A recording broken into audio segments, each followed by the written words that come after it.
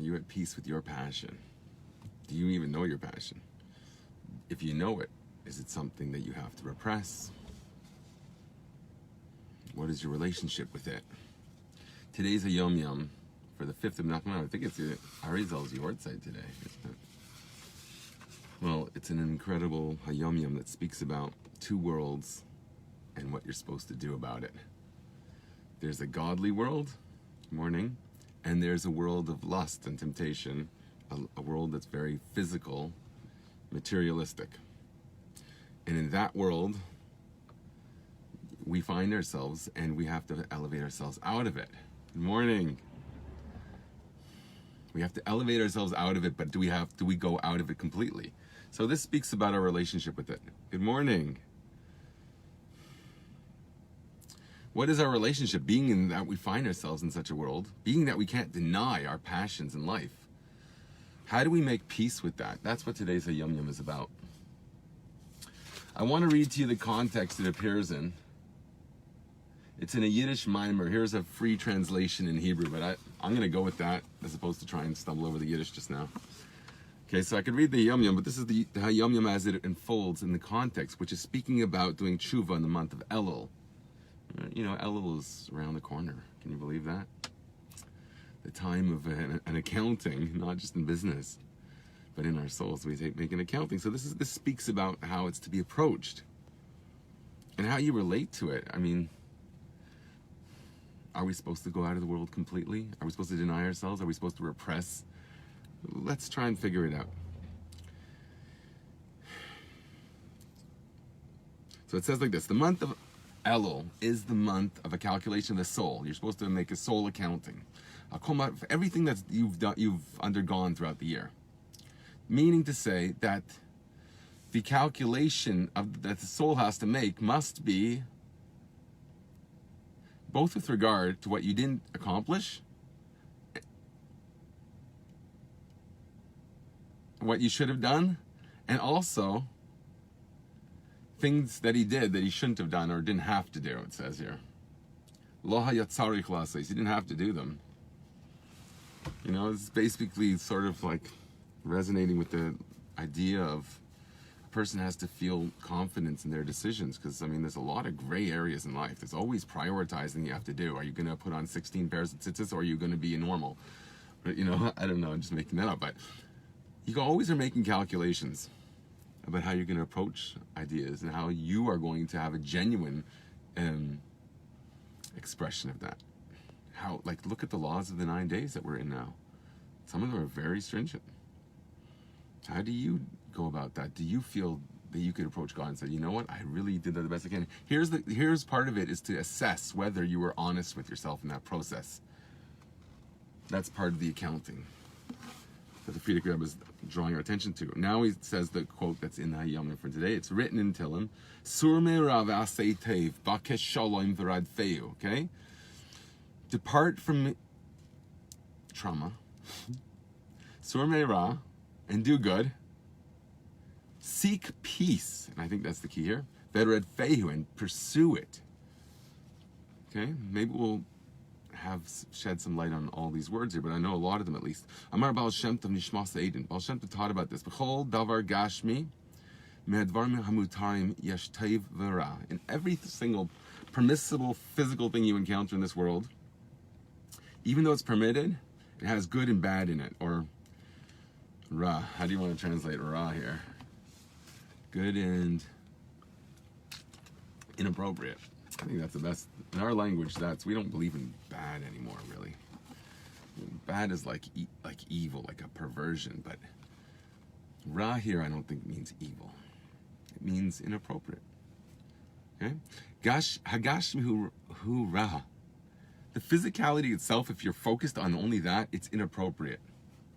But there's goodness specifically there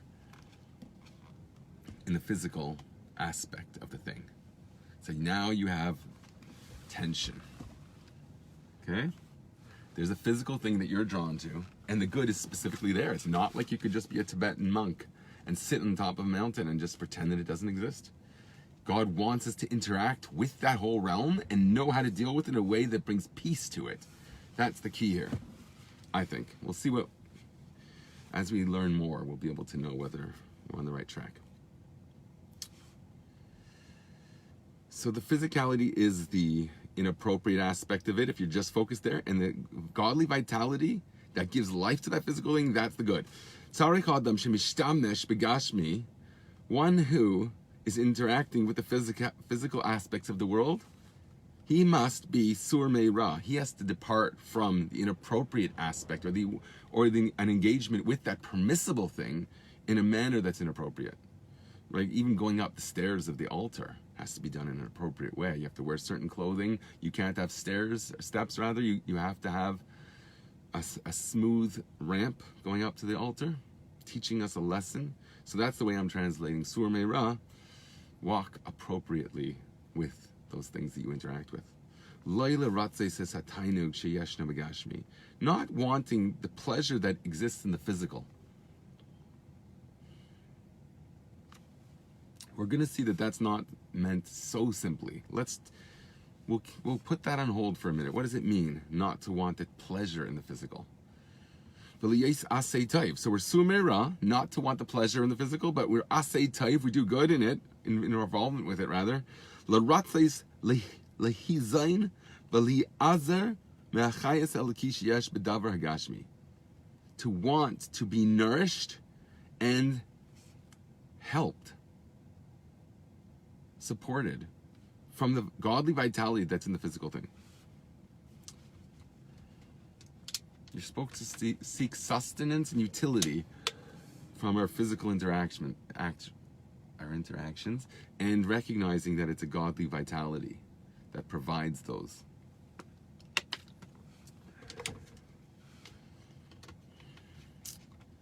Maybe if the second aspect is done, the first one is purified also. Let's see, maybe, I don't know. Because it goes on, it doesn't stop there. It continues. It says, pursue peace. No, seek peace and pursue it. You're in hot pursuit of peace. Okay, this is the extra advice. We made it very simple. There's black and there's white. Now we say something else. Why stop? Why not just stop? There's black and there's white. Obviously, I know what to do. Goes on. Let's see what it says. The person who does these two previous things, he doesn't stop there. And this is the point. If we simplify this too much, like we teach children sometimes so simply, often it misses the whole point, which is fascinating. And we really have to rethink our chinuch, our education of children, if we simplify things too much. We have to look at how the Rebbe spoke to children. I suppose there's a sefer called the Rebbe read to I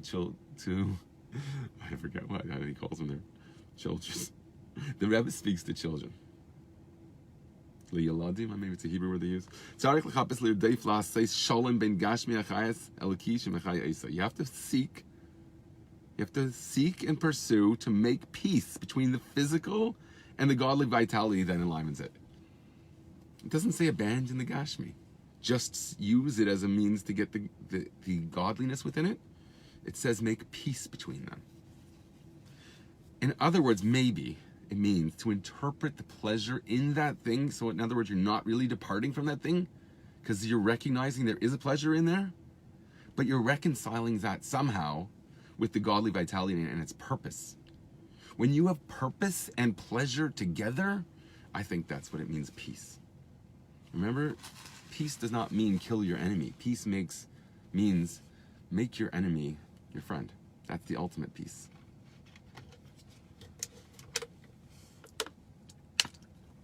Right? There's going to be lions and bears, but they're going to be friendly. That's what the Rashbi teaches us.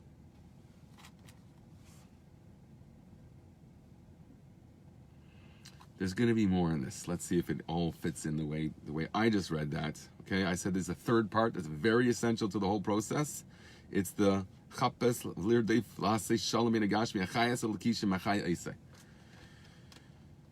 And it's not just to seek; it's a pursuit. It's going to try and elude you. This is a mission that's difficult, but I don't think it's saying to give up on the physical pleasure. I think it's saying reinterpret that physical pleasure as godly purpose.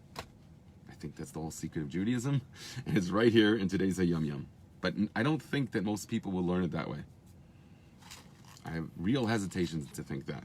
V'zeu tachlis brias ha'adam, and that's the ultimate purpose of man. Friedrich Rebbe goes on to say, v'yeridus nishmasa la'elam, and the whole purpose of the soul coming into the world, levari beruim, to be involved with the physical and use it for a holy purpose. And that's what you're trying to do tshuva for in Elul. That's how you do tshuva. That's the whole calculation you make. When I was involved with the physicality of the world and I recognize that there's pleasure in it, did I abandon it completely, which is one approach, which is probably how most people read this? Or did I find that within that somehow some fuel for my godly service and recognizing the purpose in my interactions with that? I think that's a higher level of understanding this. You be the judge and let me know if you want to share that very fascinating information with me. I'm really want to hear what you have to say. Okay, so now we have a summary, a paraphrasing of this that breaks it down for us. Maybe we won't do that, actually. But let's just see. I have one part highlighted. Maybe this highlighted part will shed some light on it. So remember,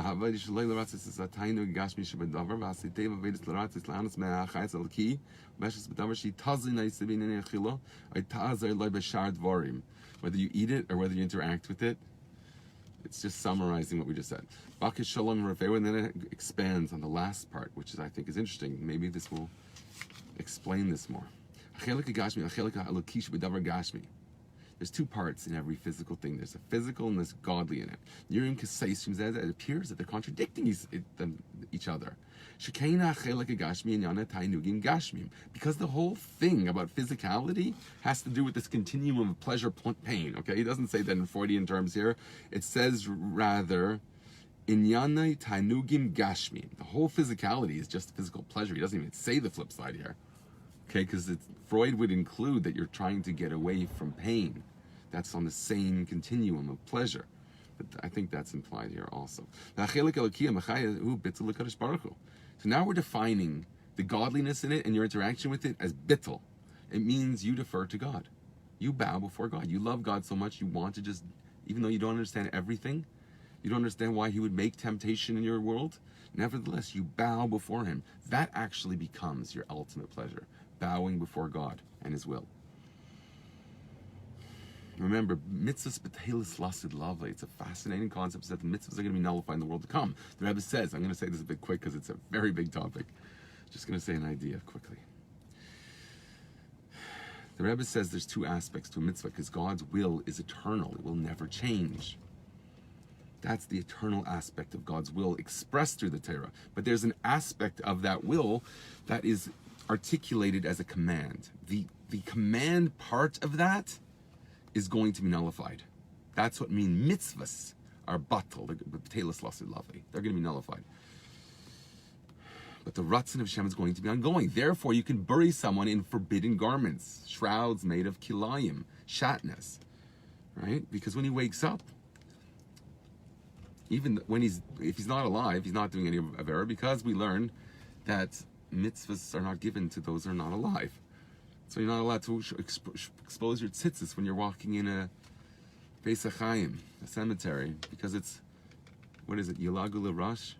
You're making fun of the impoverished, those who don't have the opportunity in mitzvahs. They could be buried in shrouds with tzitzis on. I think they were in those days, or maybe even today, I don't even know. But it's still an embarrassment of them because they can't do it as a mitzvah. So there's an aspect of doing something as a mitzvah. And when they wake up in the future to come, they just take it off. They didn't do an avera. Why? Because mitzvahs b'teilis lasad lafe. There's no commandment anymore because the body is so pure that it simply wants to do God's will. So God's will is the eternal aspect of the Torah. And the commandment is not eternal in the sense that you cannot be commanded to do it when you are just totally one. Your whole body is one with God. There's no desire except the tainug in the godliness that the physicality is meant to be a conduit for, or an environment to use in. That's the space wherein this experience happens. And specifically the physical world. Okay? So that's the whole idea. So we spoke about that in terms of what's going to be, how the process is going to work, that our bodies are going to be purified, so they're going to ultimately want to do what God wants. We spoke about the last few days, the teachings of Shem Mishmol. Okay, so it goes on here. Kasher Yehudi Megala B'davar Gagashmi Mahu Ikar Achelik Elaki. Sorry, I missed one part. It says that the bittul that you express in your interaction with the physical by deferring to God and using those things in the way God wants you to, binyana hata'elas shabadavar. The whole expression of that has to do with what purpose that thing serves. You are fulfilling your purpose with it. That is bittul to God. Then it goes on. Amnam, however, kasher Yehudi megala b'davar gashmi mahu ikar. When a Jew reveals in the physical thing what the main point of it is, Hachelik Eloki, which is the godliness within it. Harei hu ois shalom bein shnei ha'chlakim. This is as I was saying before. Okay, I got it obviously from here because I learned this just before, but it became, I guess, I thought it was like my own idea, but it's right here. Harei hu ois shalom bein shnei ha'chlakim. He makes peace between the two. Let's see if it says exactly the way I said it. Begalusay shegam, in revealing shegam hachelik agashmi eina mastira lachelik eloki. Even the part of the physical, and redefine physical here as the pleasure. Inyana tainugim gashmim. Okay, that's what we mean achelik gashmim. It means the tainugim gashmim. So here we're saying that aspect of the physical, which means the pleasure in the physical, ein lebestir lachelik eloki. It's not in contradiction to the godly aspect, the purpose of it. Lafek, on the contrary, it's the opposite. Hu kayim avurai. Who it exists for its sake. Okay, now we got to figure out what the pronouns are referring to. This physical pleasure exists for the sake of the godly purpose of it. I think that's the way you're reading it here. Hu kayim avurai. It exists for that very purpose. Take the chayas out and use it for godliness. That pleasure becomes godly pleasure. They become one. There's peace between the two. Good morning. That's what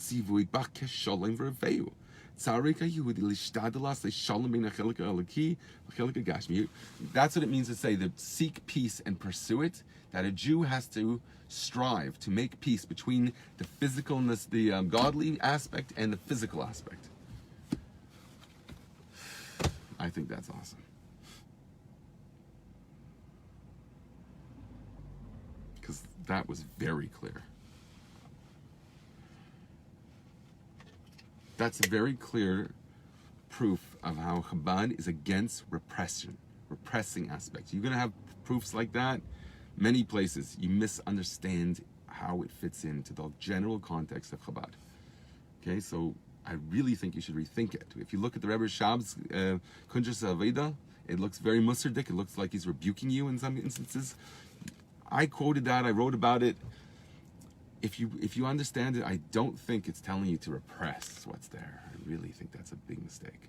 And I think that's what most people are doing, obviously. And we have to make that mistake, don't we? It's much more comfortable for us to just deny that, I don't know, you're driven to ideas that are not so black hat. Do I have to wear a black hat to say that? Here's my theatrics. Okay, now look how ridiculous that is. Okay, because I can't sit with my head right because it's like the headrest doesn't work with it. I just want to say it with the hat on. So if I ever make a segment, it's a big mistake if repression is expressed in the idea of your black hat. And if your black hat means that you can't do this, don't be repressive. Don't be ultra-Orthodox. It's a disgusting term, I'm sorry to say. The Rebbe didn't even like the word modern Orthodox. However do you think about the term ultra-Orthodox? It's disgraceful. It's making a mockery of it. That's what it is. That's the pictures they put on. Ultra-Orthodox man throws rock and... It's ridiculous. That's my religion. Nothing to do with my religion, okay? Don't ever equate things that have nothing to do with religion. We don't pelt people with rocks. Give me a break. Any rabbi that can say that's a good thing to do, I don't look up to him. I'm sorry. I don't care what he has to say. Be a good person all around. Have integrity in your life. Be proud of everything that you stand for and everything you do. And I want your advice. Okay? Don't be tricky. Don't be conniving. Don't be mean. be sensitive to everybody, and I'll take your advice. And I think I'm saying this because I'm using it as a measuring stick that you should embrace. Thank you. Amen. Blessings to you.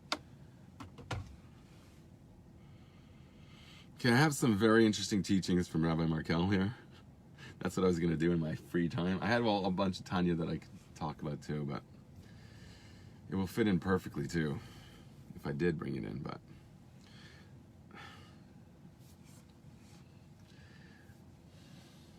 I don't know if I want to give so much time to that right now. I want to read some of Rabbi Merkur's teachings for a very simple reason. These are firstly packaged very nicely to deliver. There's small segments that bring out a point, and he summarized them in a beautiful way, and then I often have a slightly different angle on it. So I think that's also interesting. But for the simple reason that this is a person that's finding gems in the Torah, and he's sharing it with people. Happens to be in a way that I could use. Remember that's the whole godliness of something. If you could use it for a purpose, that's the peace that you make with the pleasure you have. I have pleasure when I learn these things. Okay, but there's a selfless aspect if you could share it with somebody. Let's see what he says on this one. Okay, they're all posted on my page. If you can find them, not too hard. It starts off with the words Hashem doesn't forget. Okay, if you want to look up his version of it. Okay, first I'm going to read his version. This is beautiful. It's about chesed nu'arayich, the kindness of your youth. It's talking about, okay, we'll see. Hashem doesn't forget the days of our youth. Rabbi Merkur paraphrases this teaching of, we'll see if we can figure it out. When we thought we followed with Hislavos, when we followed God out into the desert, into a place where we had to have trust in God, that he's going to provide for us, because we didn't have Tupperware enough to keep everything we needed. We had some matzah, right? How long did that last? We had to have miraculous food, okay? And we were speaking before about ingesting things, right? That's the eating the matzah, the bittel. When you interact with things, are you just eating the pleasure in it? Or is that pleasure of a purpose, and then that pleasure itself becomes its purpose to use that for God, that pleasure in the thing? I think that's what we were learning before. But anyways, when we thought we followed with his slavos, burning passion into the desert, but in truth it was fantasy. Although it was darkness, it is beloved. But in truth it was fantasy. We thought we had passion, but although it was darkness, it wasn't passion. Rather, he's saying it's darkness, but nevertheless, it's beloved. The arrows of lust eventually end, but the Jew endures. This fits in perfectly, it seems, with what we're talking about. This is Maimarei Admor Zaken. It's the Alter Rebbe's Maimarei HaKetzarim, page 225. Okay, now let's read the original and see if I have a different day, because I think I will. But I love that. That was beautiful. What he said about lust there, the arrows of lust eventually end, but the Jew endures. That's a beautiful image. The Jew endures. Maybe that's when he makes peace with the lust in the physicality of those arrows of lust. Okay, the image of arrow. Oh, chitzi kalim. Okay, he brings this here. My arrows, chitzi kalim. They're going to be destroyed. Okay, I think that's a verse in Devarim somewhere. Or later on somewhere in Devarim. Chesed nu'arayich. Okay, this is the beginning of it, this teaching, okay? How does he translate that? He says, the days of our youth, the chesed nu'arayich, we thought we followed with the slavos. That's the way he's translating it. That we thought we pursued God with chesed, our love of God. Shu eschalos hana'arim, which is the beginning of youth. Remember, it says that Yosef did ma'aseh naras, I think was the term. He did his eyes like the Egyptian fashion, probably, and his hair. Okay, he made himself beautiful. Maybe that's related here, because we're talking about pleasure. And aschalos hanarim shu sever sheyesh le slavos. A youth thinks that he has passion. Ve'eino rak dimyanis, but this is just his fantasy. Maybe in the sense that it's very immature type of passion. In what sense is it fantasy? Let's see. Avas klulei sayich. She'oise machmas shahaya l'tainug. Because he did it because he had pleasure.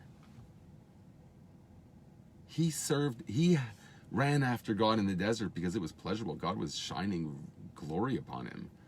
That's a pleasurable thing. When someone's showing so much love for you, it's very easy to show it back. So you get pleasure in doing that. V'ava gam zehu lefanai. Halachta lefanai. I think the verse goes on to say we should be nice to have the whole verse here. V'zehu lefanai. Lechtech acharai b'midbar. You going before me. You're walking, pursuing me. It doesn't use the word pursuit here. Lechtech acharai. Going after me b'midbar in the desert. Mem psucha. Shahayu machshavas mevalvli maisai. There's a remez here of an open mem, b'midbar in the mem. That is medaber. I don't know. It's open. Shahayu machshavas mevalvli. There were thoughts that would disturb him. I say Shadayin Eretz Leizerua, because the land was still not plant worthy. You couldn't irrigate the desert. Afal pishu b'cheshek kanal. So in other words, that represents some type of darkness. The fact that he was in a desert, it seems to be saying. That's represented by the Eretz Leizerua. He was in a desert. He was expressing this chesed nu'raich, this love of delight, because it's a pleasure to follow God out there. But somehow it's still a desert. In what sense? Machshavas mevalvedlim aisai. Thoughts that disturb him. What does that mean? So even though he's in the darkness that we said a canal, which means, what would we say was the darkness? Because he's got pleasure. But gam zehu lefanai. Still it's precious. That's what Rabbi Merkur was talking about. Gam zehu lefanai. It's still precious to me. It's before me. Even though it's darkness. The fact that you did it out of your own delight, it just happened to be convenient and fun and good. Ani zeicher zeh. I remember it. It's a precious moment. I mean, Mrs. Sarah Hannah Radcliffe has this whole thing about romance is only in the first 2 to 4 years of marriage. I think if I get the numbers right, it's two years. You can't expect more than that. Then it becomes work, she teaches. The first 2 years, it's done on its own. That's what it's talking about. Chesed nu'raich here. Okay, the exact same idea. It's the early time of romance that becomes a fuel. It's important, even though it was darkness, meaning it was fueled by your own enjoyment and pleasure. Ani zeicher zeh, God tells us. That lefana, it's precious, I remember it. Because it becomes the channel, the fuel that you draw on for your whole life afterwards when you're 120 and you still have to have some kind of chesed nu'raich, right? Why not? Why shouldn't you have chesed nu'raich? It's not that you abandon the physical world. Have healthy interactions with it, appropriate interactions with it. That is healthy, that's good, and that means when you're 120, you can have chesed nu'raich. Why not? Be healthy. God should bless everyone with health to go 120 and beyond. Okay, it goes on a little bit more. It's incredible, this teaching. I just think it's amazing. And then it's going to be planted. Even though you're in a wilderness, it matures. Okay, the chesed nu'raich is a chesaron in a sense, but it's important and precious to God. It becomes the fuel for the entire thing, in my opinion. That's what I'm adding to it, because it goes in exactly with what we were saying before in the Hayom Yom and the discussion that surrounded it. Here we're calling it chesed nu'raich. It's lacking because it's based on your own pleasure. You enjoy it. It's the romance the first 2 years. But then there's a productive relationship that comes about through that. If it's our Eretz Leizerua, it's like the shidduch stage. Okay, there's nothing productive about that. But it's a very, what's the word? Fiery. It's a very fiery experience. But that becomes the fuel for 120 till you reach Mea ve'esrim. It's my arrows the arrows of lust. That's what Rabbi Merkur translated them. Beautiful. Remember, we say the whole physical anatomy of a man is likened to a bow and arrow. Rashi brings it several times.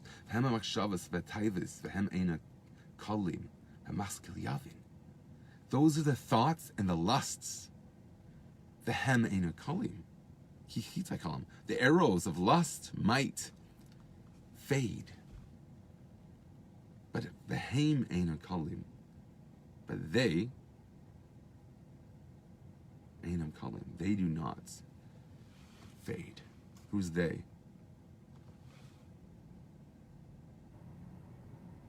Does it just go on the Jewish people here? Or does it go on the mature Jewish people?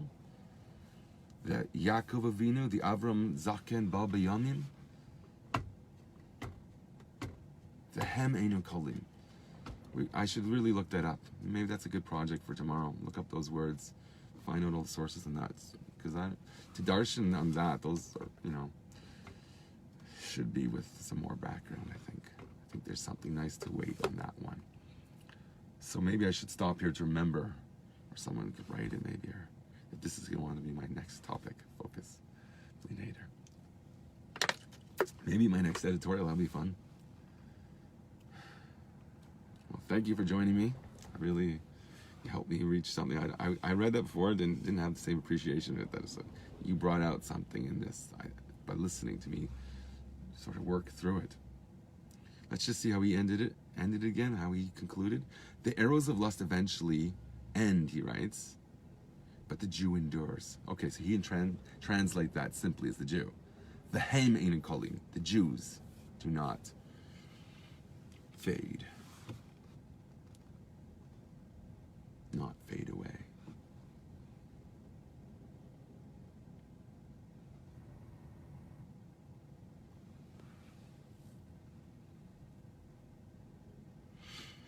I want to relate that to the Yom Yom because I think that's where the secret to this is. Because just to say that the Jew endures, what is the Jew now in relationship to God? Is he just a more mature relationship? And if so, what does that mean? In what sense is this an elevation? Why would you lose out on the Chesed Noraich? The Chitzai Kalim?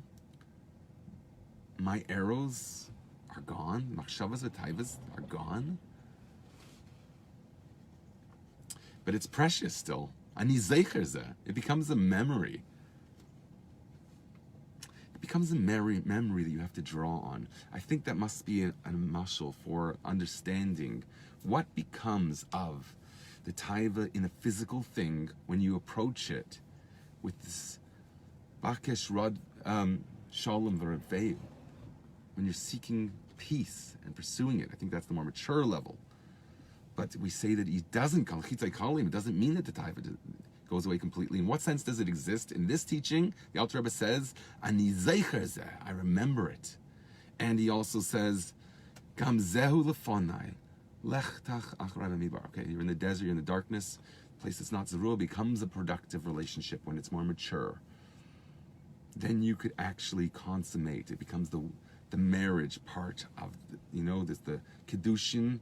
That's the Matan Torah, and then there's Mashiach. It's the Nisuyim, the marriage part of it. When everything is realized, it's not just about your pleasure. It's about something greater than both of you. And in that sense, the arrows, when they exist for yourself, that's what it means here. When it's for your pleasure, when you don't take into account Yechabek L'Bayla V'Sayda Dilo, when you don't take the other into account really, and it's therefore more about your own pleasure, it's just easy for you to do. But it's when it's more difficult and you have to do the second part of Sarah Hannah Radcliffe's idea of now you have to work on it. But what's the strength for that? And Zeicher said, it's a memory of the Chesed Noraich. It's the story of your whole relationship becomes the foundation of that. And the work is to remember that. I think that's what Mrs. Radcliffe is alluding to, if I could put in the sort of Chabad slant on it to the Alter Rebbe's teachings. And the way I interpret it through this Hayom Yom HaMavur. It's the expanded version of the Hayom Yom. Okay, so I think that is wow. If I'm right on that the Chitzai Kalim, my arrows are going to fade away. The arrows of lust, Rabbi Merkur puts it, they're going to fade. They don't fade completely. And he zeicher zeh, it becomes the peacefulness, the maturity within the pleasure. It's the pleasure as it exists for godliness, for the other. Now you've transcended your own personal. Now it's a union that's productive because you care about the other person. That's a productive relationship when you can express that in all ways, in every dimension. That's a productive relationship. It's a mature love. It's taking the lust and putting it into a godly purpose. Yes, the pleasure's still there. That's the work, is to always remember it and rejuvenate yourself with the health and vitality that is an expression of. And that's the way I'm interpreting it. If you have a different thing, I think you're not the cutting edge to bring Mashiach. And I don't think you're on the cutting edge of understanding this. And I don't mean to brag. I'm just saying people have to move with the times. You cannot rely on what was taught 20 years ago. If you're doing that, you're failing your entire generation. Every single person around you, you're failing. You have to go back to this, like Rabbi Merkur is doing, and saying, I'm using my language. Do this because that's the Avodah right now. I don't know if Rabbi Merkur is about you, but I don't think he is. But he's worldly enough to articulate these things in terms that resonate, and that is rare. I think Y.Y. Jacobson's doing that a bit. Rabbi Paltil's doing that a bit. Show me other people, and I'll add them to the list. I'm not trying to be exclusive, elitist. I'm not trying to do that. I'm trying to get the cutting edge of bringing Mashiach to you. That's what I want, because I want everyone to live with this like it is your greatest lust in the world.